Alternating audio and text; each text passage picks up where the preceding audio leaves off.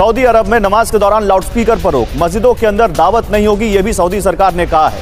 दावतों के लिए चंदा मांगने पर भी रोक लगाई गई है। वहां पर उन्होंने अनाउंस किया है सऊदिया ने कि अब लाउड स्पीकर बैन किया जाएगा, लाउड स्पीकर पे कोई चीज नहीं आएगी, सड़कों पे जो मतलब नमाज पढ़ लेते हैं वो भी नहीं पढ़ी जाएगी, और ज़कात फितराना जो लिया जाता है मस्जिदों के लिए वो भी बैन कर दिया कि अब वो कुछ भी नहीं लिया जाए। स्पीकर का जो है वो ऑफ करना बेहतर नहीं है, क्योंकि ये एक नमाज के लिए अल्लाह ताला की तरफ से बुलावा होता है। और पाकिस्तान को ये जो साइडलाइन कर दिया गया है सऊदी अरब ने और बाकियों ने, हम तो बड़े चैंपियन हुआ करते थे और पता नहीं क्या क्या बातें हम सुनते हैं। लाउड स्पीकर के अंदर जैसा कि हमारे पाकिस्तान में महसूस होता है कि हम लाउड स्पीकर के अंदर अजान के अलावा भी बहुत चीज़ों का इस्तेमाल करते हैं हमारे देहातों की मसाजिद में, जिस तरह बिला वजह ऐलानात शुरू कर देते हैं या बुलाना शुरू कर देते हैं। आपने कहा जी अफ्तारी, और ये तो अभी आप स्टार्ट है, अभी इन्होंने बहुत कुछ करेंगे, आपका हज उम्रा भी मुश्किल कर देंगे।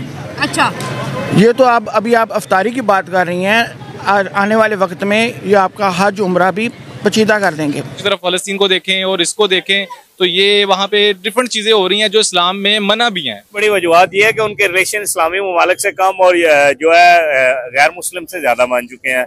उनका आना जाना इंडिया में ज़्यादा है। आपने देखा हालिया दिनों में उनका वो मोहम्मद बिन सलमान एक दौरा भी करके गया। आपके ऊपर इतने मतलब के इंस्ट्रक्शंस लगा देंगे कि आपके लिए परफॉर्म करना मुश्किल हो जाएगा। हाँ। तो सर इंडिया जो करता है उस वक्त पाकिस्तान से एक बड़ी आवाज़ आती है कि गलत कर दिया, देखा हम तो कहते थे इंडिया में मुसलमानों को राइट्स नहीं है, उन्होंने फलाना बंद करा दिया। आज सऊदी अरब कह रहे हैं तो सब कह रहे हैं वो खुद को मॉडर्नाइज, तो इंडिया भी तो मॉडर्नाइज ही कर रहे हैं मुसलमान। दोस्तों, सऊदी अरब में मस्जिद में लाउड स्पीकर बैन कर दिया है और मस्जिद में कोई दाऊद नहीं होगा। तो दोस्तों, एक खबर सुनते ही पूरे पाकिस्तान में रोना धोना शुरू हो गया। दोस्तों, पाकिस्तान मीडिया ये कह रहा है सऊदी अरब को ऐसा करना नहीं चाहिए, ये इस्लाम का खिलाफ है। तो दोस्तों, सऊदी अरब ने ये नियम पूरा चेंज कर दिया और ये सुनते ही पूरा पाकिस्तान मीडिया में हड़कंप मच गया। यूपी का मुख्यमंत्री जोगी ने जिस तरीके से एक्शन लिया था वही सऊदी अरब ने ले लिया।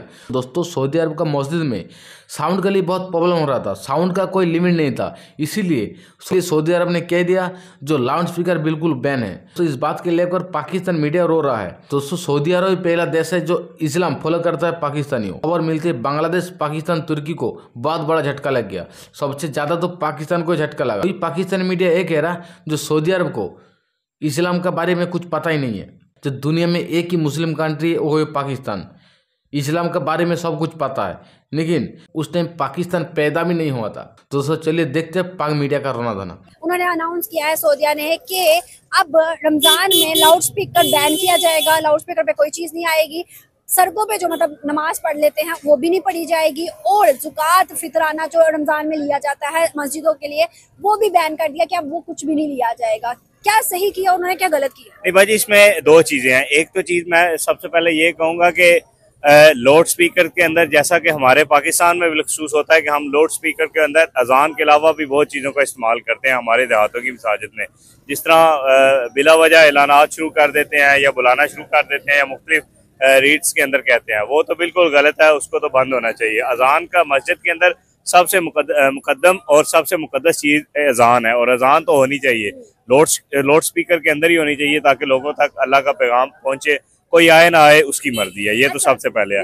दूसरी जानिब सऊदी अरेबिया ने अल रशीद उनका मॉल है, उधर उन्होंने सिनेमा खोला है, उधर हिंदुस्तान की हो गई, अमेरिका की हो गई, सारी तरह की ना वो चलाई जाएंगी, मूवीज चलाई जाएंगी। और सऊदी में हुआ ये मदीना शहर में, ठीक है, और 10 बड़ी स्क्रीन भी लगी है, ठीक है। उसके अलावा उन्होंने इंडियन योगा जो आपको पता होगा उसको पूरी सऊदी में आम कर दिया है। उन्होंने इंडियंस को स्पेशल बनाया कि इनको ट्रेनिंग्स दे। फिर उसके बाद गीता भी वहाँ पे पढ़ाई जा रही है, इंडिया की हिंदू की किताब है, ठीक है। क्या ये सही है? नहीं भाजी, ये इससे मैं बिल्कुल इत्तेफाक नहीं करता, क्योंकि सऊदी अरेबिया जो है वो हमारे जितने भी इस्लामी ममालिक हैं उनका खुद को सरबराह कहता है। अगर जब सरबराह के ये काम होंगे या उसकी स्टेट के अंदर ये कुछ होगा, फिर पाकिस्तान हो गया, बांग्लादेश हो गया या और मुस्लिम ममालिक हो गए, फिर उनमें तो ये चीज़ आम चल पड़ेगी। सऊदीज़ जो हैं वो बेसिकली ईरान, सऊदिया या मिस्र, ये वो मुल्क हैं जो हम जैसे ममालिक के लिए रोल मॉडल हैं।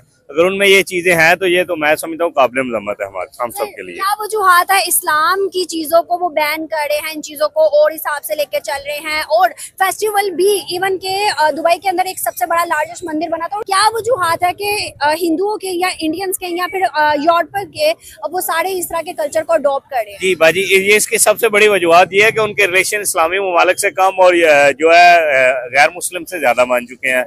उनका आना जाना इंडिया में ज्यादा है। आपने देखा हालिया दिनों में उनका वो मोहम्मद बिन सलमान एक दौरा भी करके गया है।